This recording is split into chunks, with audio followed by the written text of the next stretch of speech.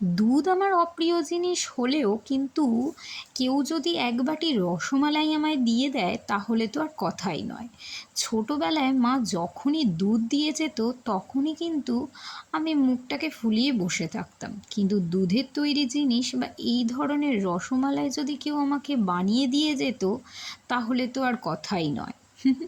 সেই রসমালাইয়ের ভাগ আর কেউই পেত না। আজকেও তাই হয়েছে। বাইরে বেরিয়েই আমাদের সামনের এক মিষ্টির দোকান থেকে এই রসমালাইটা দেখেই আর লোভ সামলাতে পারিনি, গিয়েই কিনে নিয়ে চলে এলাম। নিজেই তাই এক বাটি বসেই ঢেলে খেতে শুরু করে দিলাম। এই রসমালাই কিন্তু এত মিষ্টি যে কি বলবো। আমার এত ভালো লেগেছে। এই রসমালাইতে আবার কেশর দেয়া, আবার পেস্তাও গ্রেট করে দেয়া, ভীষণ ভালো লেগেছে খেয়ে। যারা অল্প মিষ্টি প্রেমী তাদের জন্য কিন্তু এই রসমালাই কিন্তু খুবই ভালো। একবার কিন্তু টেস্ট করে দেখে নিও, দারুণ লাগবে, কথা দিচ্ছি।